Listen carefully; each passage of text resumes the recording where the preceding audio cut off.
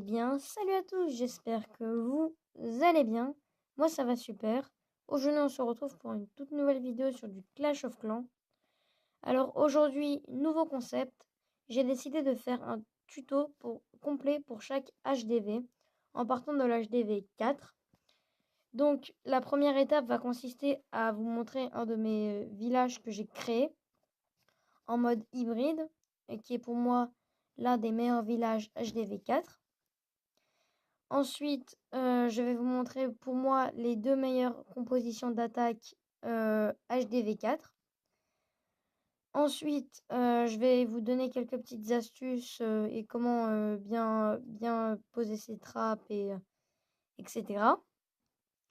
Et ensuite, je vais vous apprendre comment bien mettre votre château de clan, à quoi ça sert d'avoir un château de clan. Voilà. Bon, sur ce, je vous laisse avec le speed building et on se retrouve après. Salut.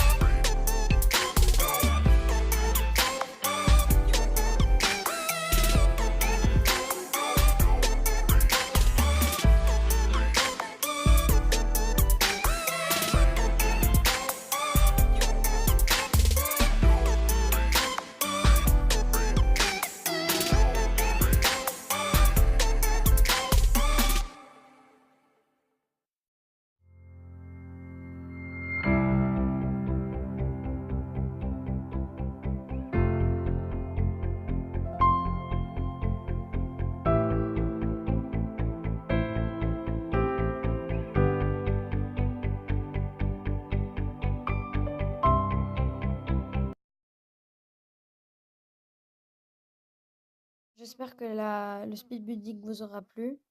Maintenant, je vais juste vous expliquer pourquoi. Pour moi, c'est un très bon village HDV 4.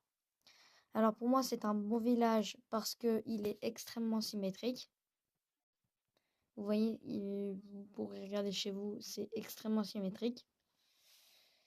Et en fait, plus c'est symétrique, et moins votre village aura de failles. Moins votre village aura d'accès. Aussi, c'est très compliqué de faire une attaque aérienne parce que toutes les défenses tapent si jamais on s'en prend à la défense anti-aérienne. De plus, les ressources sont bien protégées, les défenses aussi. Il n'y a presque aucun bâtiment gratuit, comme vous pouvez le voir. Il n'y a presque aucun bâtiment gratuit. Les géants sont obligés de se prendre ces pièges à ressort. Donc oui, pour moi, c'est un très bon village HDV 4. Dites-moi dans les commentaires ce que vous en pensez. Et n'hésitez pas à lâcher un petit pouce bleu si ça vous a plu. Et si jamais la série vous plaît. Donc voilà, on passe tout de suite à la composition des troupes. Salut.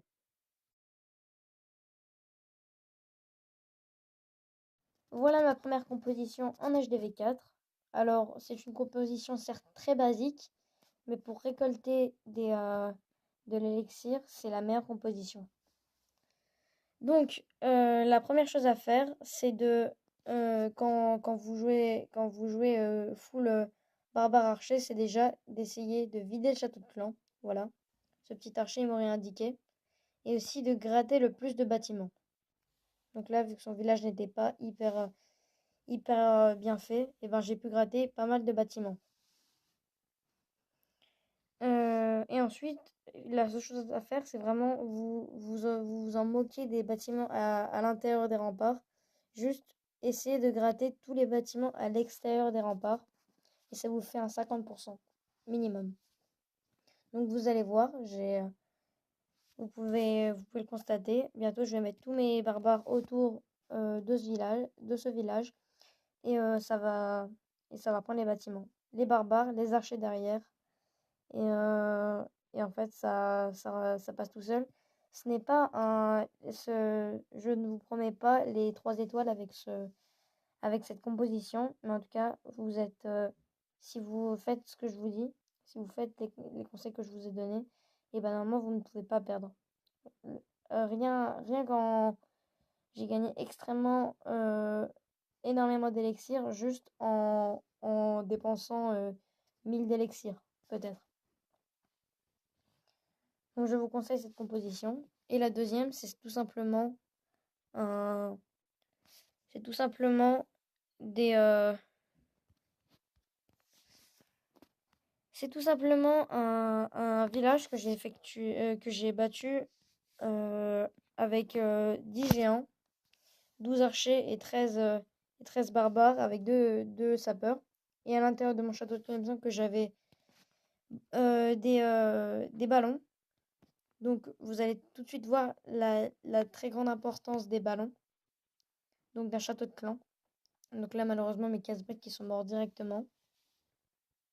La TD, la défense anti-aérienne qui va tomber très très vite. Ensuite on met juste les ballons. Les géants ils tankent. Voilà pourquoi c'est très très important d'avoir un château de clan. Surtout quand vous êtes bas level, essayez d'aller dans un clan où les personnes sont plutôt fortes. Comme ça, ils pourront facilement vous aider à progresser. Derrière, vous mettez juste vos petits barbares à côté tout autour pour que ça aille plus vite pour gratter. Et bien sûr, vérifiez toujours qu'il y a un château de clan. Parce que s'il y en a un, vous pouvez dépenser tous vos barbares et tous vos archers. Si jamais, par exemple, c'est des sorciers niveau 7. Voilà, la deuxième étape est finie. On va juste attendre que l'attaque se finisse tranquillement. Pour moi, c'était les 2 meilleures compositions en HDV4. Dites-moi ce que vous en pensez dans les commentaires. On va passer tout de suite aux astuces que je vais vous donner. Et voilà. Peace.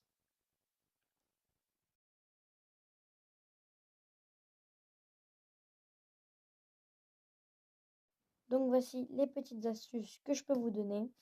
La première astuce, c'est d'avoir un château de clan. Bon, je l'ai déjà dit, mais vaut mieux répéter. Ensuite, ma deuxième petite astuce, c'est faites tout pour que les géants se prennent vos pièges à ressort. Vous voyez ce que j'ai fait, moi, j'ai mis une tour d'archer pour les attirer et un piège à ressort, comme ça ils sont obligés de se les prendre. Donc voilà. Ensuite, un autre conseil, maxez-vous. Maxez-vous avant de passer un HDV. Parce que sinon, vous n'avez pas l'impression de progresser. Et dernière petite astuce que je peux vous donner, c'est de optimiser votre temps d'amélioration. Je m'explique. Par exemple, vous devez arrêter de jouer à 22h. Vous devez aller vous coucher. Il est 18h.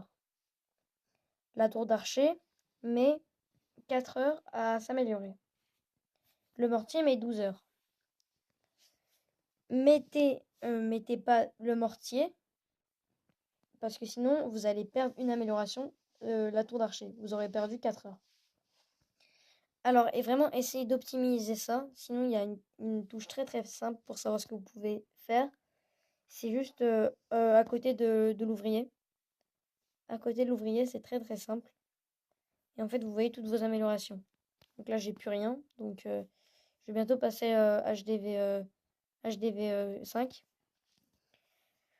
Donc voilà, j'espère que cette petite vidéo vous aura plu. Dites-le moi dans les commentaires si vous avez apprécié ce format. Je pense passer HDV5 dans 2-3 semaines. Donc bien évidemment, je ferai une vidéo avant de maxer mon HDV5. Et donc, je vous dis à la prochaine. Salut!